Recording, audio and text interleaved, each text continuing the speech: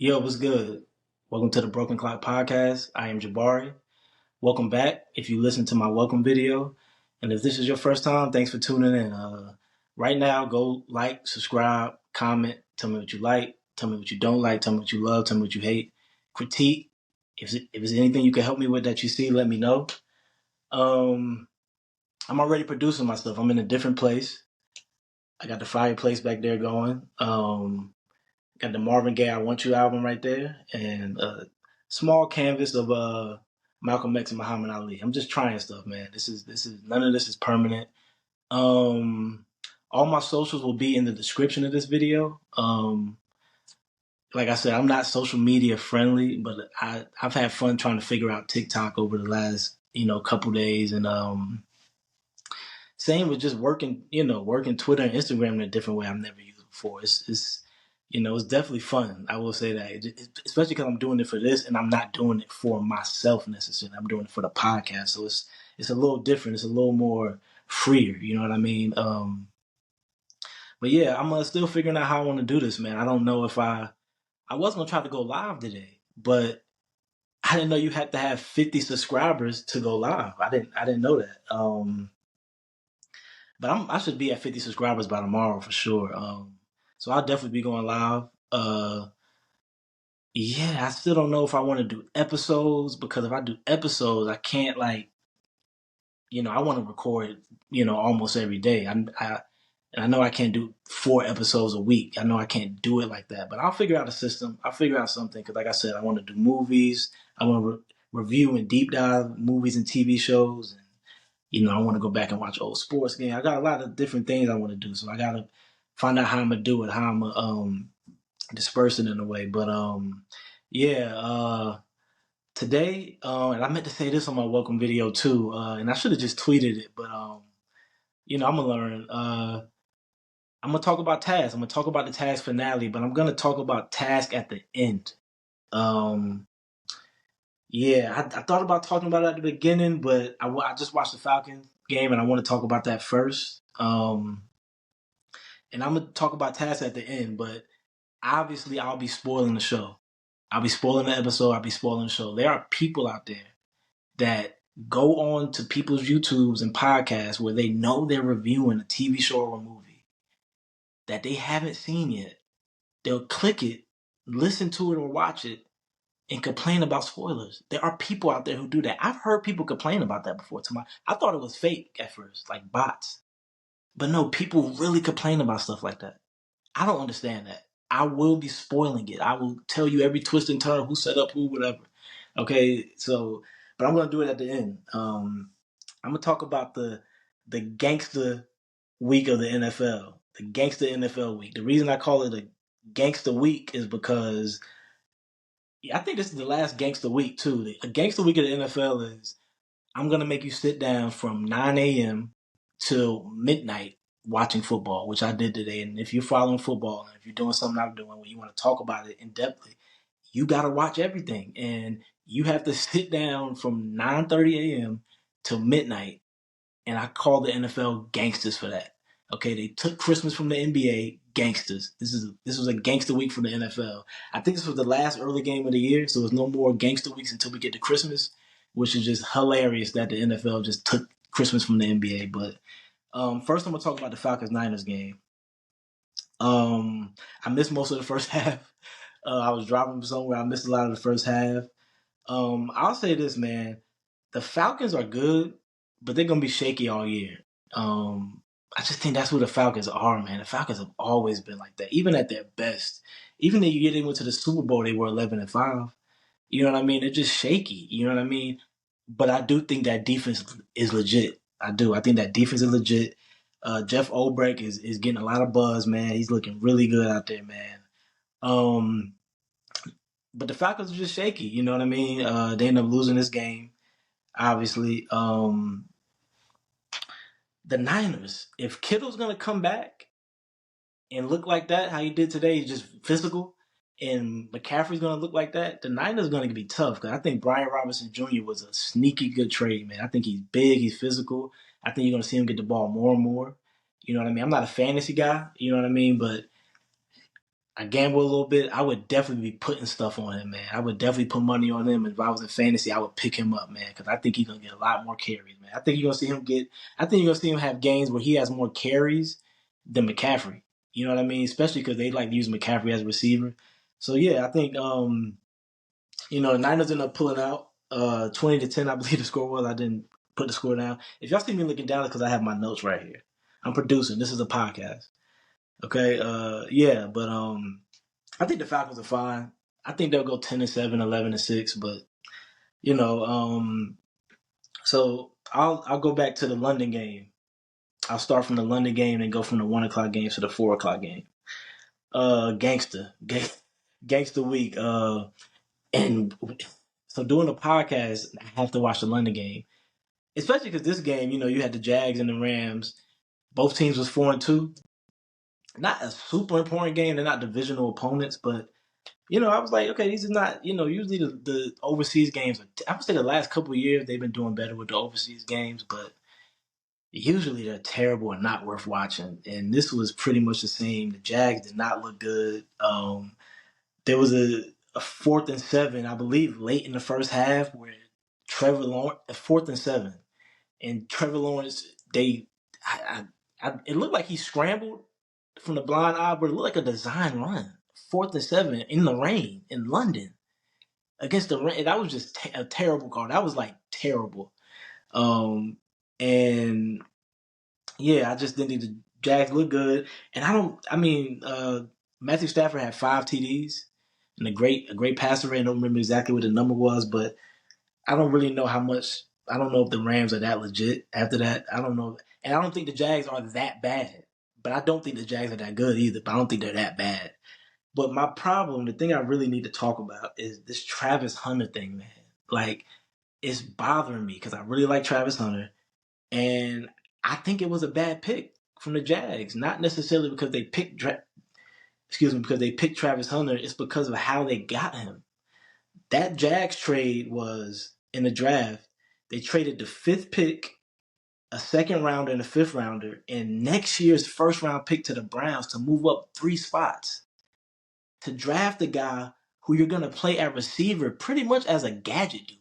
Yeah, they're running routes, but they're moving him around a lot. They're putting him in the slot. He's not a great receiver. He's not going to be a great receiver. He could be a really good one, a really effective one, but I think he's going to be a great cornerback. And they're not using him like that. I know it's early, obviously early in his career. It's still early in the season. But I do think it's hard to play cornerback in the NFL compared to college.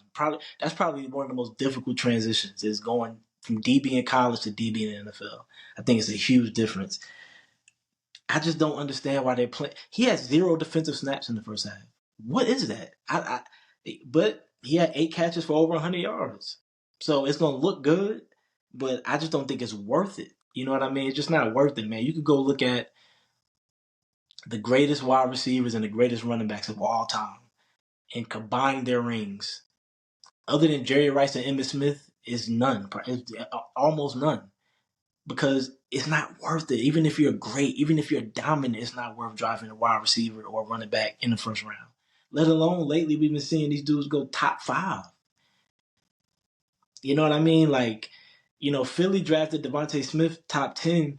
They won a Super Bowl with him, but was it worth it? Did they need him? Did they need to draft him that high? No, they didn't. They didn't need to draft him that high. The Giants traded Saquon Barkley. The Panthers traded McCaffrey. All top 10 pick running backs. It's not worth it to do it, man. No matter how great the players are, it's just not worth it. So that's my beef with that. I just don't like that. Again, I think it'll get better. You know what I mean? Because it has to. You know what I mean? Yeah.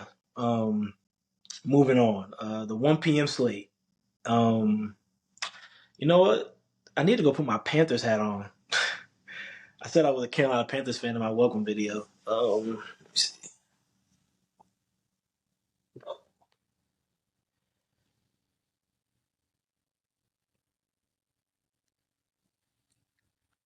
No? Did I mess the sound up? This is my Panthers hat. I wear it. Probably makes me look like a dork a little bit, but this hat keeps me the warmest out of any hat I've ever had in my life. It's a wool hat. I could just get more wool hats, but I don't. But Panthers won today. The Panthers are 4-3. Watch your mouth. Okay, the Panthers are 4-3. Um, Again, I don't think my team's that good. I think I'm gonna say a fluky 4-3, but I don't think it's I don't think the Panthers are making the playoffs. I think the big story here is that it's probably over for Justin Fields. I think it's over for Justin Fields. Bill Simmons called it too. He's really the only person I heard legitimately call like Justin Fields is going to get benched this week, and he got benched. I mean, they should have benched him in the first quarter. But show the Panthers some respect, man. They can win games. They play the Bills next week in Carolina. Of course, bet the Bills, but that's gonna be a weird game. That's gonna be a weird game. I think it's weird to play in Carolina. I think that field is weird. I think it's just weird there. I think teams that come there, I think it's just weird for them. You always hear fans complain and players complain about how bad is it still Bank of America Stadium. Bank of America Stadium, they complain about it all the time. I don't think it's good, bad locker rooms, but moving on. Eagles and Vikings. Good game. Let me pull up the scores because I wrote the notes down, but I didn't put the scores in the notes. Because this is the first time I've ever done this. This is the first time I've ever sat down for that long and watched a full day of NFL games and just was taking notes. I never typed that much in my life. But the Eagles Rams, where we at? Eagles Rams 28-22. Eagles won. Physical game. I would say it was a pretty physical game. I kind of expected that. Right off top, the interesting thing that just killing NFL Twitter is I don't think they figured it out, but it seems like the Vikings trying to do something different with the tush push. They put the nose tackle sideways in front of the center. It looked weird. I didn't even watch it. I watched it a couple times. If they do that again, if you see teams start to do that, obviously I'll talk about it more. But that was just a little, a little funky. You know what I mean? AJ Brown and Hurts was finally connecting consistently a little bit. You know what I mean? There was one time the mic picked up AJ Brown saying, "That's why you throw me the effing ball. That's why you throw me the effing ball." You know what I mean? Carson Wentz is just not good. I mean, I saw him overthrow like 10 dudes, and I wasn't even watching the entire game. I mean, he is just not good, man. Yeah. Eagles still didn't look great. You know what I mean? I think the fact that their O line quickly went from dominant to mediocre is really hurting them. I really do think it's hurting them. Obviously, it's hurting them, but I think it could get worse. Cam Jurgens got hurt today, and he was out. Yeah, I think that's gonna be a real issue for them, man. Moving on to Raiders and at the Chiefs. Chiefs spanked them. Chiefs spanked them. That was a game I think a lot of people expected. You know what I mean? The Pats were just gonna go in there and have a kind of old school Andy Reid, Pat Mahomes gonna smack y'all down.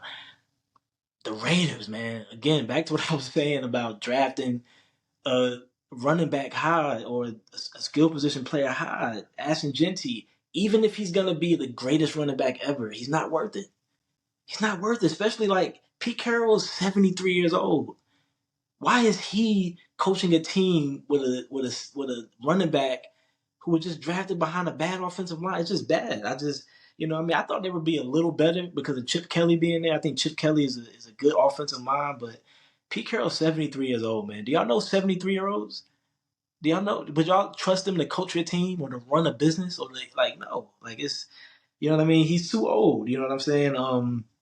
But with the Chiefs, Rashee Rice coming back is why I think the Chiefs are going to the Super Bowl. Again, it's going to piss people off. You know what I mean? I think they're going to I think they're going to shape in the form, really form in the shape in the form. I think they're going to get it going soon. Yeah. Moving on to the Pats at the Titans. That game was interesting in the first half. The big storyline going into that one was obviously Mike Vrabel returning to Tennessee after they fired him. Cam Ward, man, I think he's gonna be really good. I think he could be great. He throws some bad balls, man. He underthrew a couple dudes in that first half where it could have been first downs. But another storyline of the last few years, a gnat or a fly here that's been pissing me off for like an hour. I'm not even gonna try to kill it no more. It's been whooping my ass for like 2 hours. But the same issue I have with drafting a skill position player high is, and this one is something I can't even be upset about because I think it's supposed to happen, but it's happening too much and it's ruining dudes. It's almost ruining. It's almost getting dudes kicked out the league. Not kicked out the league, but getting put out the league. I think it was a stat. The last 8 out of 10 quarterbacks drafted first, their coaches were fired during their rookie season. It was some stat like that. I should have wrote that down. That's a crazy stat. If that's half true, that's crazy. He's in a bad situation. He's in a bad situation. He's always seemed like he's immediately under pressure. As soon as he drops back, he's immediately under pressure, and he's a young rookie, so he doesn't know how to get rid of the ball yet. He had a bad fumble 6 that kind of ended the game in the second half. And with the Pats, man, Drake May is, if you listen to the Bill Simmons Guest Line podcast with Cousin Sal, he went from Drake maybe to I think he's really good. I don't think he's Drake maybe anymore. I think he's legit. He's a great athlete. He's a way better athlete. I think the fact that he's white, I forget how good of an athlete he is because he was getting out of some sacks and he was getting yards he wasn't supposed to get. He's really good, man. And it got me thinking, man. Those Pats receivers are looking better every week. It got me thinking: are the Pats a contender? Are they a real contender? I think they have the coach. I think they have one of those coaches. And if Drake May's going to be that good, he's in his second year. Obviously this is the NFL. Anything can happen. I mean, Patriot fans will be insufferable. They'll be back, and even if they just have a playoff run, Pats fans will be back and annoying again. But I think the Pats could be a contender. Dolphins at the Browns. My first note for this game is try not to watch this game. I don't know why I didn't bet the unders for Gabriel and Tua. They said it was like hurricane winds, and they're both bad quarterbacks and both short lefty quarterbacks. I should have just bet my whole check on the unders for them. I don't have much about that game. Tua did get kind of benched, but they was losing, so that would probably be it. His apology. I mean, Tua. He's had a lot of concussions. Whenever you have to you go to the podium, you call out your team for being late to meetings, and then the next day you immediately apologize. That's bad. That's bad. That team is number one in bad vibes, and they all year since January they've had bad vibes. Tyreek Hill asking to get out. What's the coach? Mike McDaniel. He's been trying to get fired. I think he's trying to get fired. He's trying to get fired to me. That's how I felt about him. Yeah, I'm not gonna talk no more about that game. Bears at the Saints. I don't have too much on that game either. I thought Caleb is definitely looking better. I don't know if they're a real threat though. And Spencer Rattler's not terrible. I think he's a functional NFL quarterback. Obviously you got to have a good team around him like every quarterback, but I don't think he's terrible. I thought he was terrible at first. I thought he was terrible last year. He's not terrible. He can move the ball a little bit. He can make things happen. And he can scramble a little bit. I know he got a bad rap from that Hulu show. I didn't watch it, but a lot of people talk about he was a jerk on there. He's a kid. He got to grow up. You know what I'm saying? That's it for the 1 o'clock games. The 4 o'clock games. Colts at Chargers. I mean, back to what I was saying about Cam Ward and going to a team and just being in a bad situation. I'm a Carolina Panthers fan. A couple weeks ago, watching Sam Darnold and Baker Mayfield duel like peak Tom Brady and Aaron Rodgers was sickening to me. Baker Mayfield looked like he was about to go join Fox Sports and talk college football and retire. Sam Darnold like he was about to get out the league. These dudes are 2 top 5 quarterbacks. And Colts at Chargers, the Colts are for real. They're for real. They have a good defense and they can run the ball. And Daniel Jones looks like a quarterback again. I don't know if I never believed in him. Even when he looked good, I was giving Dayball all the credit. I don't know if I should have been, but I was giving Dayball all the credit. He's legit. Call it what you want. He's an MVP candidate. He has to be. You know what I mean? And like I said, they can run the ball because Jonathan Taylor is flat out one of the best players in the NFL. Jonathan Taylor is one of the best players in the NFL. He's quiet. He don't say nothing. He plays for the Colts. Nobody talks about him, but Herbert, he didn't look good in the first half to me. He finished with 421 passing yards. Means nothing to me. I'm not gonna say they were garbage yards, but I don't know about that dude, man. I don't. I can't tell. He's definitely not elite to me. But he could be like the elite part. I don't know if he's elite though. He could be like half elite. You know what I mean? He just gets so much talk from the football nerds. Football nerds love him, and I don't get it. You know what I mean? He looks the part. I just don't get it. This was the game right here, man. Next game, Giants at Broncos. This was the game where if I was a Giants fan, I would be sick. I wouldn't watch football for 2 weeks. I'll start with this. The Broncos scored 32 points in the fourth quarter. The Broncos scored 32 points in the fourth quarter. They were down 19-0 going into the fourth quarter and scored 32 points. Ended up winning by 1 point. That game was insane. This is the game I have the most notes for. It was a super physical game to start. The Giants front seven is legit. And we knew that going into the season. That defense looks good. I think the Giants are good, and they should have obviously started Dart to begin the season. And hypocritically, like what I was saying about Cam Ward, you go to a team and they're in these bad situations, you almost don't want to play him. You almost don't want to play Cam Ward. You almost don't want to. You don't want to ruin him. You don't want to. You don't want to traumatize the guy. You know what I'm saying? But the Giants obviously should have started Jackson Dart week one. Obviously, you know what I'm saying? He has good instincts, but he takes the worst hits. He's young and I guarantee you they're yelling at him like, dude, get down, stop putting your head first when the linebacker's running at you. You know what I mean? He overthrew some dudes in this game, but I like him. I think they got a guy. I think they got a really good quarterback. Bo Nix, I think he's gonna be shaky. He's gonna be hit or miss. Sean Payton's the dude there, making him look good, man. He made some big plays. Um, there was a PI call that the Broncos got that ended up in Sean Payton getting a tech that I thought was going to end the game and the Giants were going to win. But, 32 points in the fourth quarter will never happen. I'll never see that again. I'll never see that again. That is, how many times? And it's ironic because the Broncos a couple years ago had 70 points scored on them from the Dolphins. How many points did the Dolphins score in the quarter in that game? 30 is a lot. 30 is a lot for a quarter. But it was a big throw by Bo Nix at the end to Cortland Sutton, big target, big 6'4" dude, big target. He catches it. That pretty much sealed the win. That was a crazy game. Man, Giants fan, that was terrible. Packers, man. The Packers before the Micah Parsons trade was gonna be my pick to make the Super Bowl. That was my pick to make the Super Bowl. Packers. I actually had Packers Bills, but I was leaning Packers Chiefs.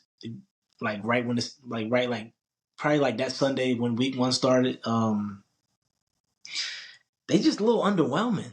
Their offense. I know they have injuries with the receivers, but their offense is still not great. And I thought their offense was going to be like probably the best in the league. I really did. And Micah in the first half wasn't doing that great. And I had a note that his impact this season has been subpar, and that's kind of not been talked about.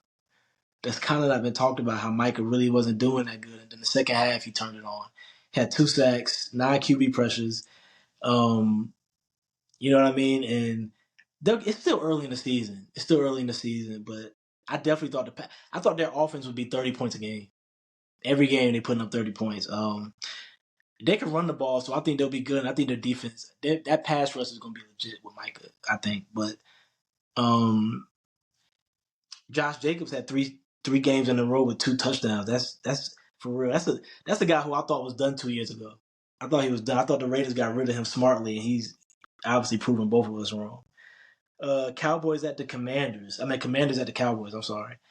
A safety score early for the Commanders. I always think that's like you're guaranteed to win a game when you do something like that. They were down 8-0, but I was like, oh, they were down 10-0.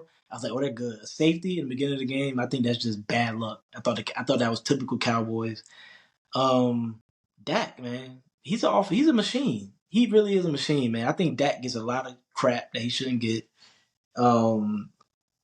That CD looks like a beast. He was still hurt a little bit. Still had a great game. And Pickens is just a big playmaker. He is a big playmaker. Them two dudes out there, those two big physical receivers out there, are gonna give teams problems. You know what I mean? Especially late, especially when you could just throw it down and get a PI call. You know what I mean? I think that's gonna be. I think they're gonna be a threat. Jaden, like he left the game with a hamstring injury. That's the thing with him, man. He's little. You know what I mean? And he had some good runs in this game too, but he looked like he took a couple hits too. You know what I mean? But that's the knock with him, man. And yeah, that's really all I got for all the games today. Gangster week from the NFL. Just remember that when I talk about that around Christmas time. You know what I mean?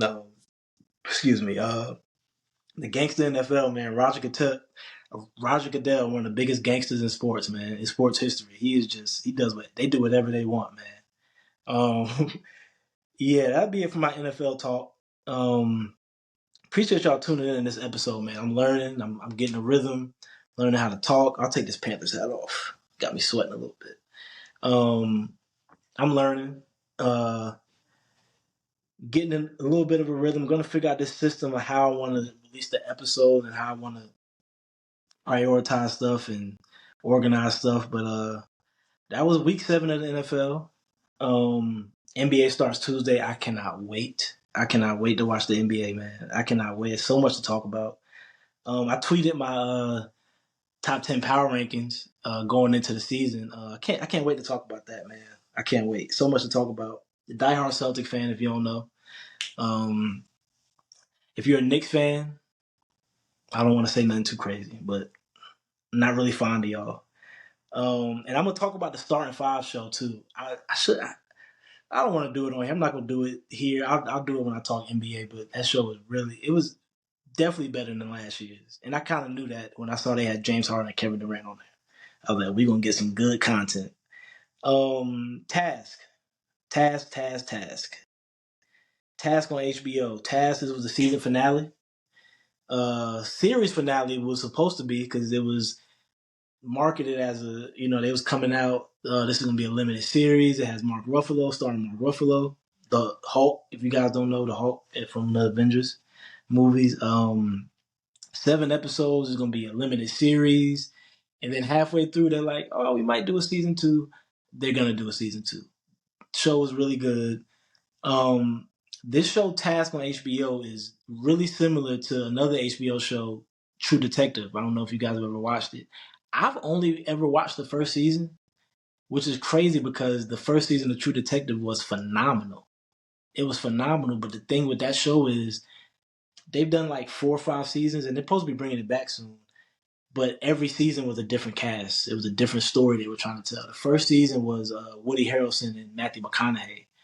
And it was go watch it. It was a great show. I think they're going to do something similar with Task. If they're going to bring it back for next season, I don't think they're going to have Mark Ruffalo. I don't think they're going to. Not that they can't afford him, but I don't think it's worth it to bring him back. He was a little tamed in the show too. I get to that though, but I think they're going to have a different storyline. They're going to move somewhere different. I don't know if they move to a different place, but I think they're going to have a different storyline. They're going to have different cast. And I would definitely watch that. Brad Inglesby is the creator of this show. He's from Pennsylvania. The show takes place in Pennsylvania. Outwards of Philadelphia. Really good show though, man. Please go watch it. I will. I'm about to spoil it. I hate that I gotta say that I'm about to spoil it. I cannot believe people get mad at people spoiling stuff when I'm going to talk about it. In the description, I'm gonna say I'm talking about the Taz season finale. Taz, my predictions going into this episode was DJ Grassanova, aka Sir Christian Cole from Game of Thrones. I don't even know his real name or his name on the show. I don't. That's under my eye. And I'm bad with people's names in shows and movies anyway. I always name them from what I know them from, or you know what I mean. I thought he was gonna crash out. I thought he was gonna die. I thought he was gonna kill Mark Ruffalo in the last episode when he was smoking a cigarette, real dramatic, like come and get me. Come and get me. He was doing all that dramatic stuff. I think he's good. He gets a little dramatic though. But his character was redeemed. I'll get to that, but character was redeemed. We finally got a Philly sports mention in this. I was looking for that. The show takes place in Pennsylvania. I think the craziest sports fans are on the outskirts always. I think I I don't think it's anything they talk about but the Eagles and the Sixers and the Phillies. You know what I mean? And we didn't get not one Philly sports mission in the show until I think we got one in the first episode, but we got a real Eagles Jake Elliott kicking a game winning field goal talking this, and I was like, okay, that's dope. Um, a storyline in this show that I can't stand, and I usually hate storylines like this in any show, in any movie, because it's just a different show when you have a storyline like this one. It's a storyline where Mark Ruffalo and his wife, who's passed away, they adopted a kid. They adopted two kids, and one of the kids, the brother, it was a brother and a sister. The brother ended up accidentally killing a mom, and it ends up having to go to jail, and it's a court case, obviously, and it's the daughter who's the adopted daughter is beefing with the biological daughter. It's just a storyline I don't care about. It's just unnecessary. It's not that it's a bad storyline. It's just a totally different show. And Mark Ruffalo, I'm not saying I didn't like him in the show. I think he's a really good actor. Obviously, he's a little tamed. This episode I thought he was a beast, and last couple episodes I thought he was doing better. But oh man, my fire. Hold on, let me get my fire back. This is real production. This is real in-time producing. This is authenticity. Okay? If I could figure out a way to edit all that out, I will, but I don't know. I like it raw like this. I would listen to something like this. You know what I mean? I like seeing somebody just ramble like this, but where was I at? I'll move on. I don't think I was rambling anyway. I just don't like that storyline. I call Mark Ruffalo the Hulk. I thought, like I said, I thought this was obviously he was doing his most in this episode. He was doing a lot. He didn't turn into the Hulk, but he was doing a lot of stuff. Perry, so Perry killed Jason's baby moms, and Jason is trying to figure out who did it. Well, actually, he don't know who did it. My theory is I think he actually knew that she was murdered. Or I think he knew something happened, but he didn't know what happened. He gets a tip, Jason, from somebody in a biker gang that and they did the thing where somebody picks up the phone and they're like, "Hello," and you can't hear nothing talking, but they're like figuring stuff out. And as they're figuring stuff out, they're standing up and they're looking around, and they did that thing, and he ends up. I guess whatever that person told him on the phone, he's like, "Oh, definitely Perry killed my baby mom, so now I gotta go kill him." And he goes and kills him, stabs him right in the stomach. Second person he stabbed in the show. He stabbed Robbie 2 episodes. No, last episode he stabbed Robbie. Do they like knives in biker gangs? Are they a knife? Is that a knives thing with them? Like they like stabbing people? I don't get that. Get a silencer, right? Because when you stab somebody, it's like you about to stab somebody. That's a lot of blood, right? It's like you got to clean up more evidence, but they don't care, obviously. So the Perry and Jason thing was, and it was like a big Michael Myers knife too. Like it was weird. You know what I mean? But like I said, the person I was worried about the most was DJ Grassanova, and he's the mole, and they kind of telegraphed it, but they telegraphed it so much early on in the show that I was like, nah, he can't be the mole. He had went to the bar with the girl Jessie, who he ended up getting killed. When they in the bar, he has a toast with her and stands up and holding up his shot or his drink and is like shouting out "good cops," talking about how we need good cops. I was like, oh yeah, he's definitely he's definitely in on something, or he's not all the way good like they're trying to make him seem. And early on, he kept talking about forgiveness and how he thinks about being a priest, or he thought about being a priest. And Mark Ruffalo's character was a priest at one point, and then became an FBI agent. That's weird.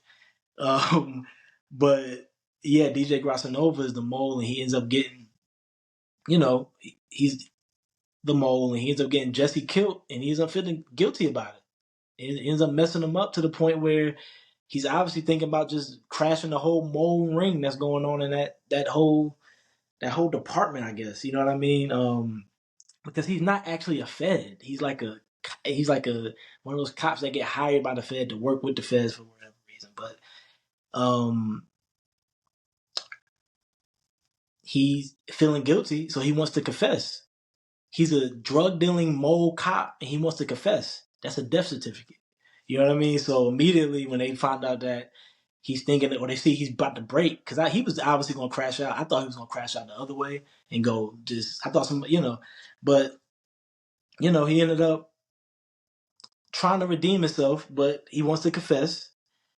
It's a death certificate, and as soon as they find out, he's going to talk to his mole boss, his boss, who seems like making him do this. He didn't want to do this. He's making him do it. As soon as he's going to talk to him to tell him that he's going to confess, the biker gang comes to kill both of them.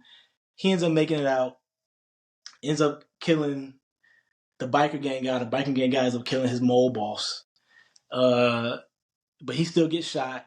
He gets out, goes to Maeve's house because he figures out that the biker gang is going after Maeve next, because what happened last episode, the 12 kilos of fentanyl that is kind of a weird. I feel like they could have came up with something better, but it's cool. The 12 kilos of fentanyl got sold. Robbie ended up selling it, getting the cash. After Robbie's dead, he had a plan, or he found a way to finagle the money. I can't even remember who that girl was exactly. I didn't trust her, the girl who bought the money to Maeve. I didn't trust her. But obviously she was solid. She was right. Maeve ends up getting the money and talking to her little high school cousin about what advice to do with drug money. I think that little girl sells weed. That little girl is a thug. She's around biker gang people all the time. She gave Maeve the breakdown. Yo, do this, hide it in the back, and in 6 months, and don't nobody come forward, you be out. You know what I mean? And I don't think Maeve thought about this. Maeve is worried about the biker gang. The little high school cousin is like, what about the feds? Like, what if they come looking for this? Maeve eventually started to think about it, but she ends up hiding the money in the back of a chicken coop. Maeve in a book bag. And then right as she does that, of course, the biker gang shows up. You know what I mean? Well, actually, before that, Sir Christian Cole, DJ Grassanova, comes up shot, pale, dying, bleeding out, driving in the car, tells Maeve, yo, get out. They're coming to kill you right now. They're coming to get this money and or kill you right now. And whoever's in this house. This is a dangerous game. She leaves. She's panicking. We gotta go. She has her two little cousins and the older high school cousin. We gotta go. We gotta get out of here. She has everything ready to go. They get in the car, and then what happens? What happens to every white girl when they're running from danger in a TV show or a movie? They either fall down or she can't find the keys. Yeah, kind of typical, but I kind of liked it. Kind of gave me PTSD from Get Out. I kind of had Get Out flashbacks. Like, find the keys, man. I can't remember her name from Get Out. Where are the keys? Where are the keys? I had a flashback of that. She was looking in a drawer for the keys. Like, how do you lose it? Like, why would your keys be in that drawer to where you don't remember putting them there? That's weird. Just put your keys in the same place. It's real simple. But she couldn't find the keys, so that gives the biker gang perfect time to come in, shut everything down, got the gun in her head. At this perfect time, Mark Ruffalo and the black girl, Aaliyah, who's also in the task force, they figure out all of this a little too late. They're running to go save Maeve. When they get there, the two biker gang dudes are already there, obviously. Jason is real aggressive to Maeve. Where's the money? I know you got the money. Takes it back to the chicken coop, makes it get the money. And at that same time, the other biker gang dude that came with Jason, he had to be like, yeah, I'm bad with height, weight. He had to be like 6'3", like 250, 6'4", 250, big white boy with tattoos on his head, on his face. And I put a note here because there was two guys like that in the show. If you have tattoos on your head and on your face, if you see a character with tattoos on their face and on their head in a TV show or movie, they're definitely getting killed, 100%. Show me somebody with tattoos on their head and face that live.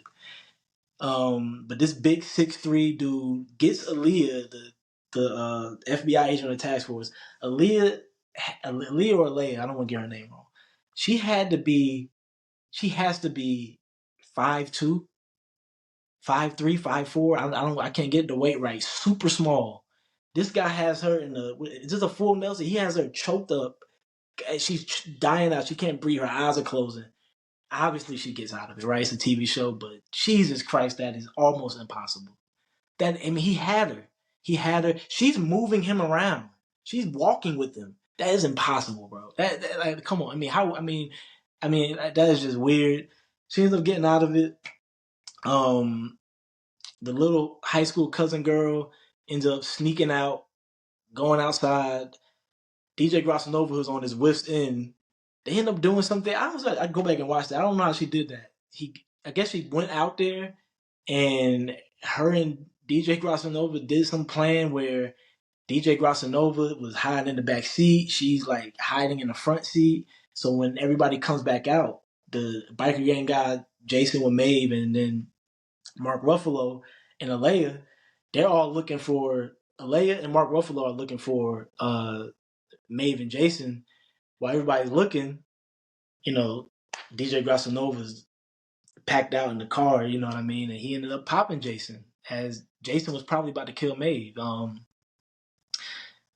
was a great season finale, man. That was great. That was a lot of action. Great action, man. Great action scenes, great shootouts. You know what I mean? I feel like we don't get great shootouts in movies or TV shows anymore. That was probably the best that season, that show. About 3 of those episodes had some of the best shootouts I've seen. They were really good. Yeah, man. That's it, man. Like I said, the end of the episode was that storyline. They end up going to court. Mark Ruffalo ended up reading. So the son that accidentally killed the mom, the adopted son that accidentally killed the mom, is about to go to jail. Mark Ruffalo ends up reading him some paper that people are saying is so incredible. I don't care. I just don't care about that storyline. I just don't. And it's okay.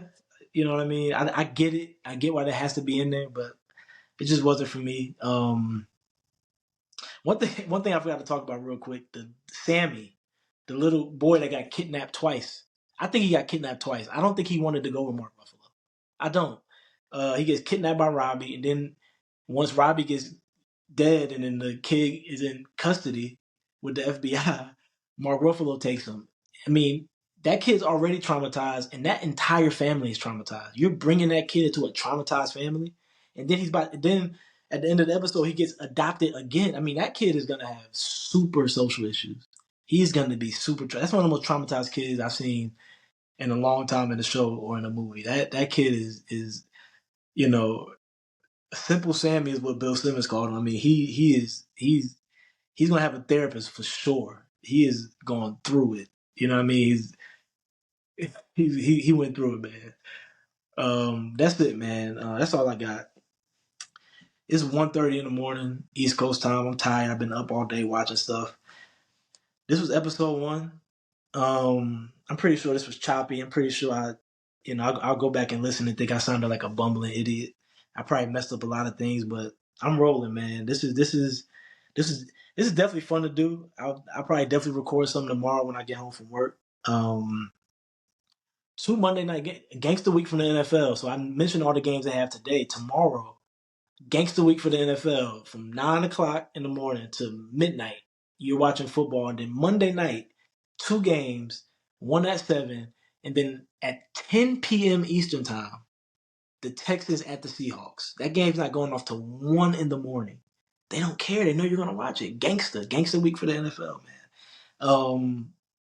Yeah, I'll probably definitely. I don't know if I talk about those games tomorrow, depending on how good they are. If something crazy happened, I'll probably talk about them. I don't think I will. I do think that I'll definitely tweet my full NBA preview and prediction. I'll tweet everything I'm predicting. I'll figure out how to do that, and then I think I'm gonna record about that too. I want to go through each team. I want to go through each team and talk about each team and what I think is gonna happen. The NBA is where I really live, man. I know the NFL a lot. I watch a lot of movies and TV shows, but the NBA is my bread and butter, man. So you'll get some of that. Stay tuned, man. Please, if you made it all the way to this, I love it. I love you and thank you for supporting me.